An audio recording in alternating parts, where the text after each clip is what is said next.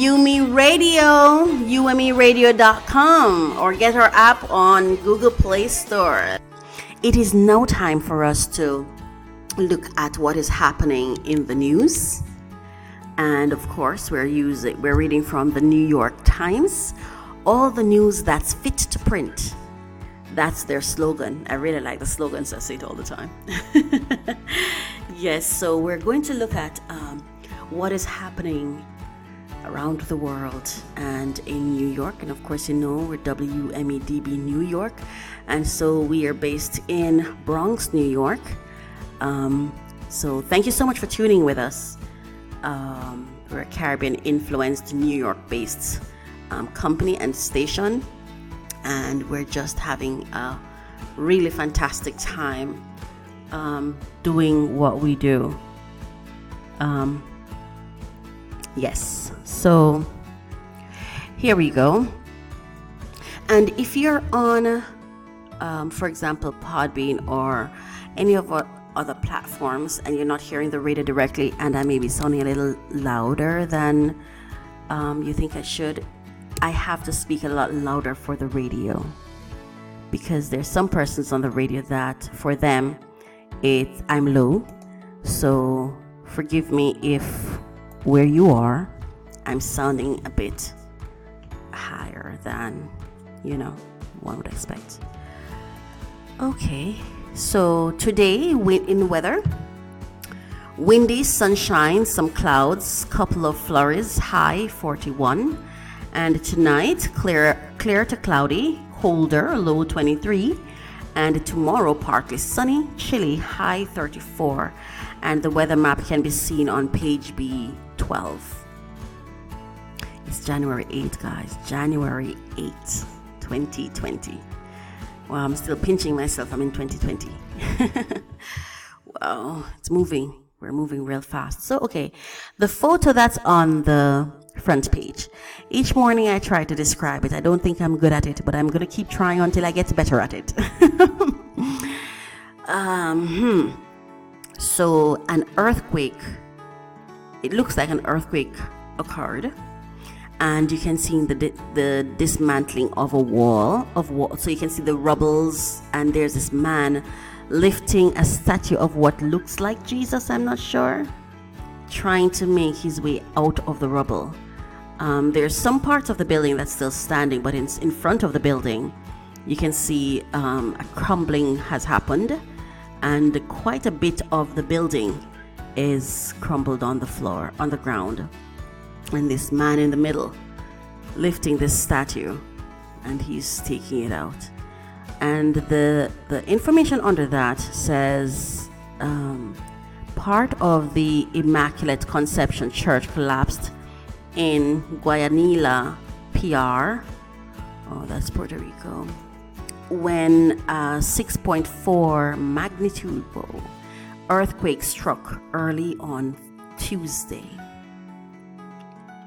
Temblors jolt Puerto Ricans torn by storm. That's a headline. This article is by Edme Ayala, Patricia Mazai, Francis Robles, and Sandra Garcia. The auditorium where Lenda Torres Rodriguez and some of her neighbors sought refuge on Tuesday after the latest in a series of earthquakes convulsed Puerto Rico seemed almost as unreliable as the houses they had abandoned. Every time a new aftershock hit, the windows made ominous cracking sounds. So they huddled outside on beach chairs and hunkered down in their cars, waiting for help from the government that by Tuesday evening had still not arrived.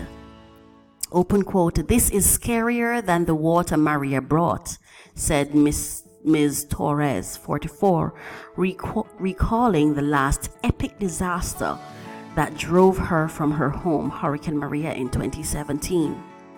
The deadly government failures that left the island in a state of chaos for months after the 2017 storm robbed Puerto Ricans of any belief that their leaders could manage another natural disaster.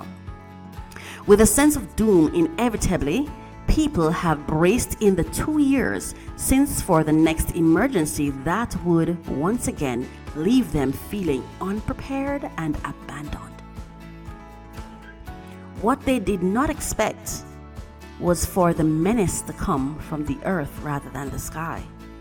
The strong 6.4 magnitude earthquake that rocked Puerto Rico on Tuesday plunged almost the entire island into a blackout. This story continues on page A18. Pray for Puerto Rico. Please say a prayer for them. We pray for them. We pray that God will intervene even as he carries out his own work, because he's always in control. I believe that. In other headlines, Senate moves closer to trial with no witnesses. This is by Nicholas Fandos, and it's out of Washington. Senator Mitch McConnell, the majority leader, said Tuesday that he planned to move forward with President Trump's impeachment trial without committing to calling witnesses or hearing new evidence, foreshadowing a partisan vote to kick off a divisive proceeding. His decision deepened a standoff over the shape of a Senate trial that has gripped the Capitol in the weeks since the House voted to impeach Mr. Trump. But hours later, Speaker Nancy Pelosi indicated it may not persist much longer, saying that she would soon, in quote, soon, transmit the 2 articles of impeachment, though not before Mr. McConnell made public the rules for the process. And a part of the headline is a quote from McConnell. We have the votes, McConnell declares. Mr. McConnell shared his intentions with Senate over lunch in the Capitol, declaring that he had the votes he needed, including among moderate Republicans, the steamroll over Democrats' objections, and proceed with a trial that puts off final decisions on whether to consider evidence. This story continues on page A16 of the New York Times. In other news, the news that keeps giving, Iranians attack U.S. forces in Iraq in act of revenge. Democrats press for details on threats cited by Trump. This article is by Julian Barnes, Katie Edmondson, Thomas Gibsoneff, and Rukmini Kalimachi. Again, out of Washington. Under increasing pressure to defend the killing of a top Iranian general in Iraq, senior Trump administration officials offered new justification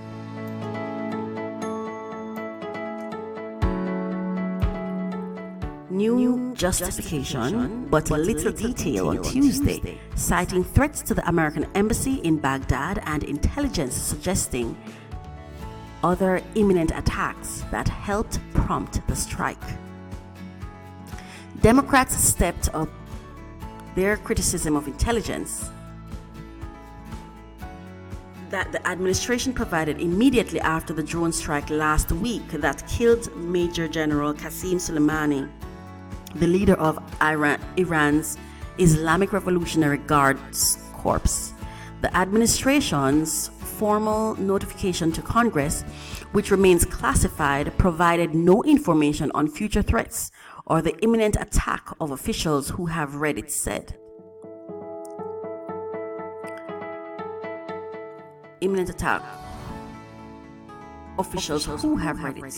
Several said it was improperly classified, and Senator Richard Blumenthal, Democrat of Connecticut, called it, in quote, vague and unacceptably unspecific. Lawmakers pressed for more answers on Tuesday at an intelligence briefing by administration officials. Iranian forces, or their proxies, were days from attacking American personnel when President Trump decided to strike General Soleimani. Defense Secretary Mark T. Esper told reporters at the Pentagon. Mr. Esper added that General Soleimani had traveled to Baghdad to coordinate attacks following up on a 2-day siege at the United States Embassy there last week by pro-Iranian demonstrators. He declined to elaborate but called the intelligence exquisite. This story continues on page A8. Two bases are targeted after the killing of a commando.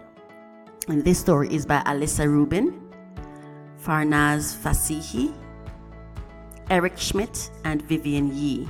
And this is out of Baghdad. Iran attacked 2 bases in Iraq that house American troops with a barrage of missiles early Wednesday. That's today. Iranian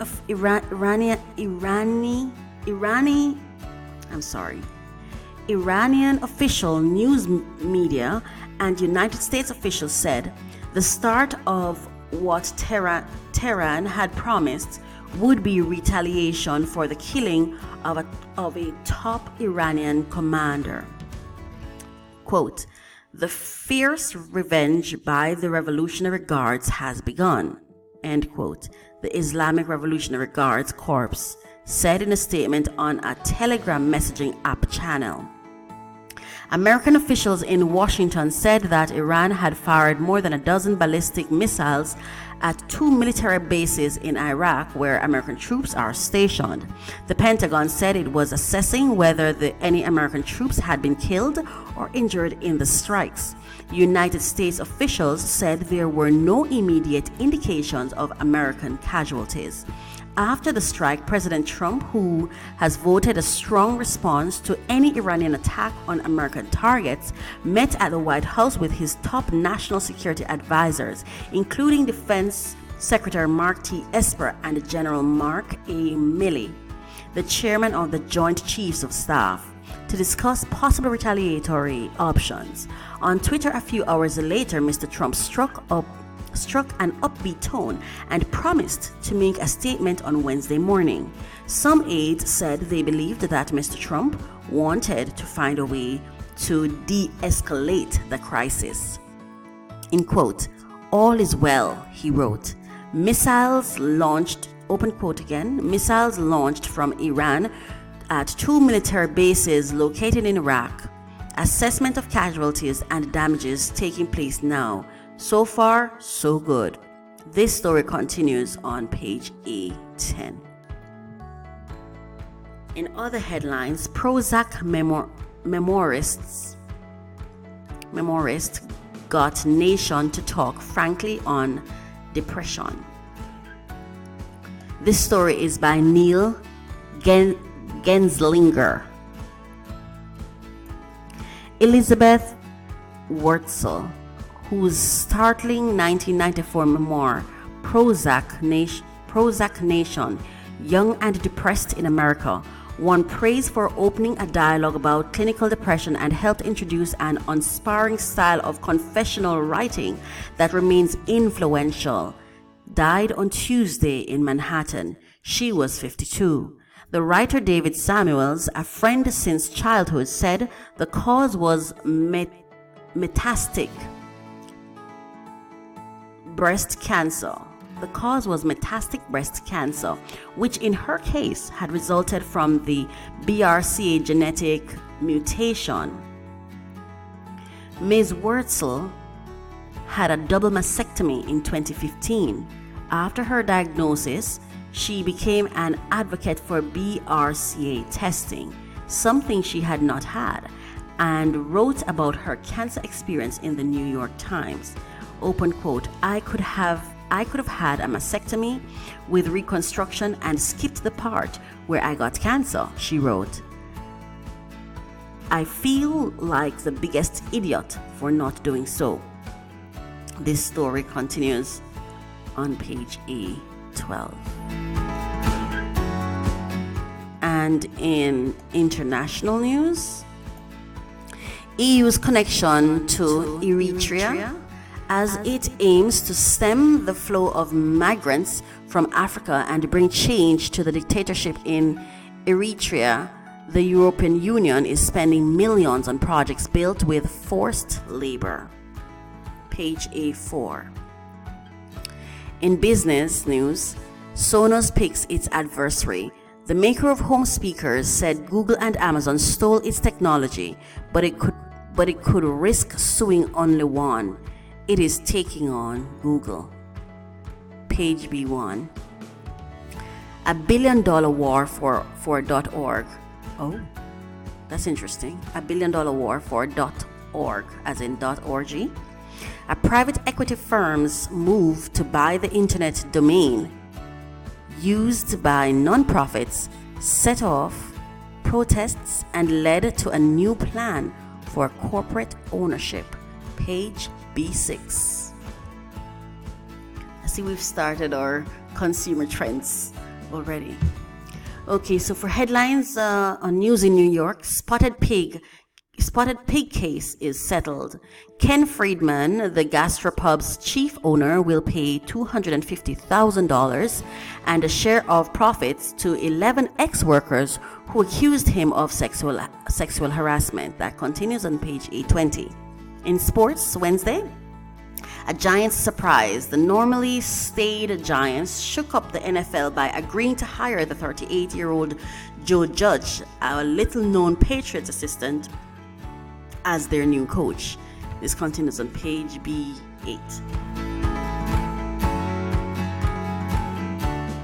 Also in national news, churches fortify for the worst. After the police thwarted a planned attack, members of a small black church took action, working out a tactic to protect the congregation.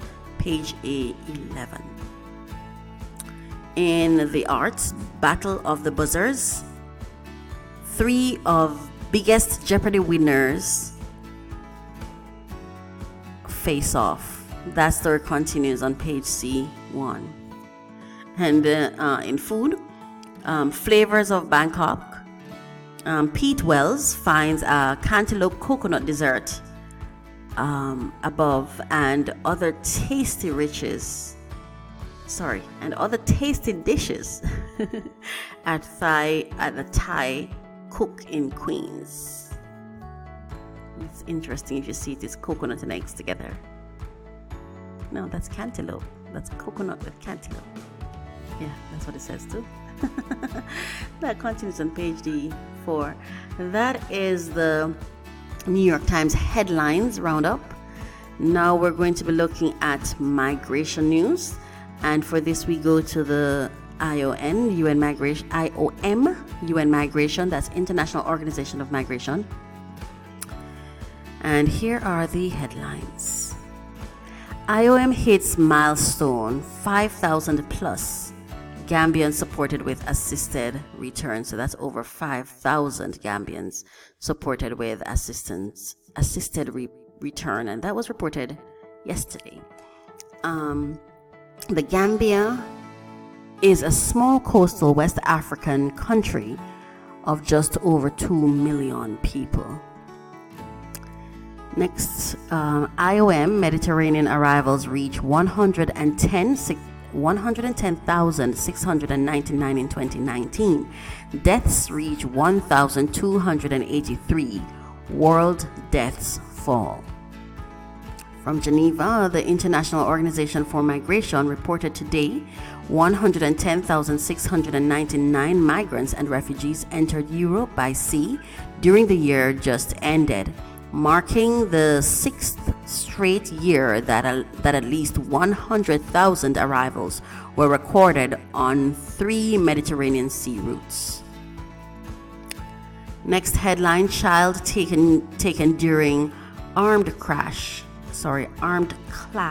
in South Sudan that claimed mother's life, released, reunited with father. A 4-year-old boy taken when fighting broke out between armed groups in Izabi, South Sudan, on 27th October, has been released and was today reunited with his father in an emotional meeting in the capital, Juba. In other news, another headline, global migrant deaths decline, but tragedies continue worldwide. And this again is from Geneva. As 2019 draws to a close, the International Organization for Migration reports that there has been a sharp decline in the number of migrants dying while attempting to cross international borders. And finally, government of Iraq and IOM share findings on first ever nationwide migration profile. So those are some of the headlines in migration today, migration trends. And now we look at consumer trends. And today we're sharing with you from Forbes, Forbes.com. And this is from Forbes Entrepreneur feature. 21 legit ways to make money online, and the article is written by R.L. Adams.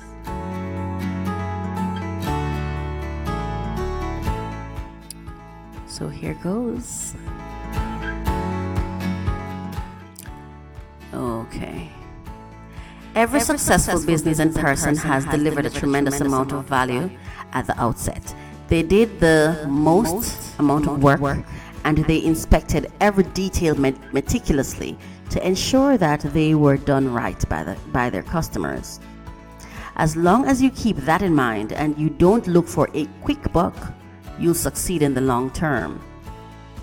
So the first is find your niche. Figure out what you're good at or what you want to be good at. You don't need to be an expert right now, but you do need to decide where you're going to fit in if you're at all serious about making serious cash in the long term. Second, build a blog on a custom domain. Your blog is your virtual home. Without it, you've no place to filter all that traffic and people interested in what you have to say. But don't build a blog on a subdomain like yoursite.wordpress.com, for example. Create a blog with a custom domain like www.umeradio.com. Your site domain, yoursite.com, right? It should be, you need it to be unique and owned by you, because it's brand positioning, right?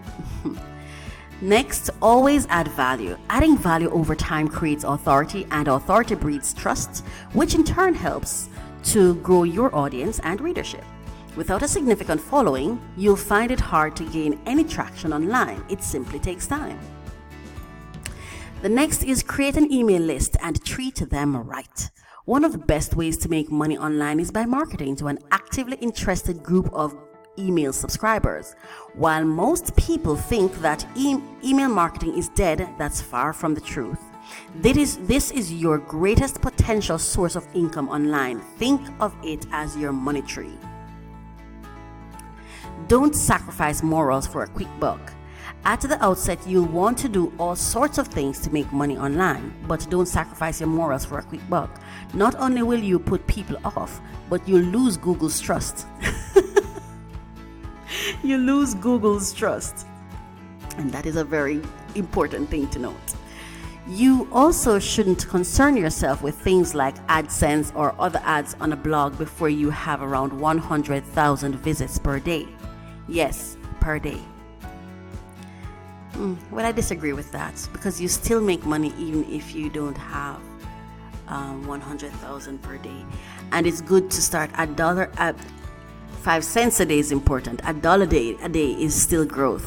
So I understand what he's saying, that's when you become thoughtful of it or concerned with it, or you pay it attention.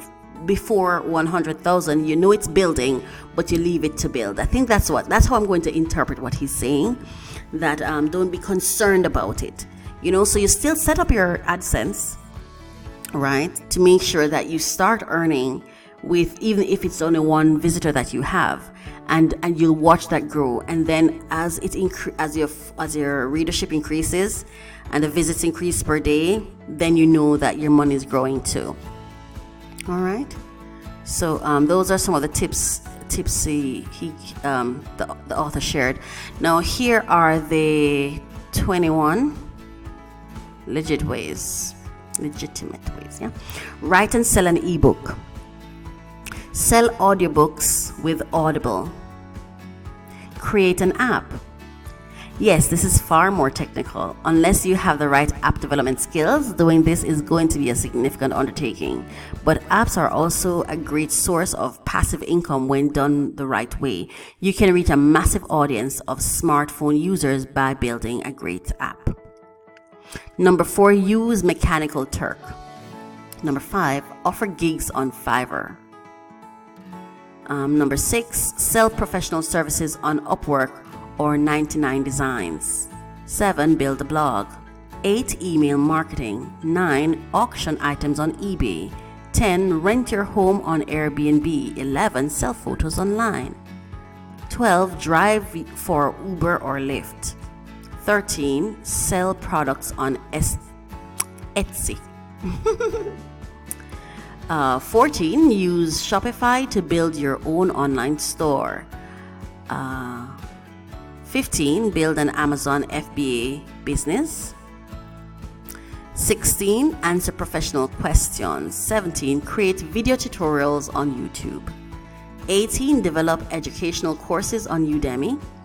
19, become a virtual assistant. 20, teach others as a virtual tutor. And number 21, write articles for other sites. Those are 21 legitimate ways to make money online. You are listening to UMERADIO, WUMEDB, New York.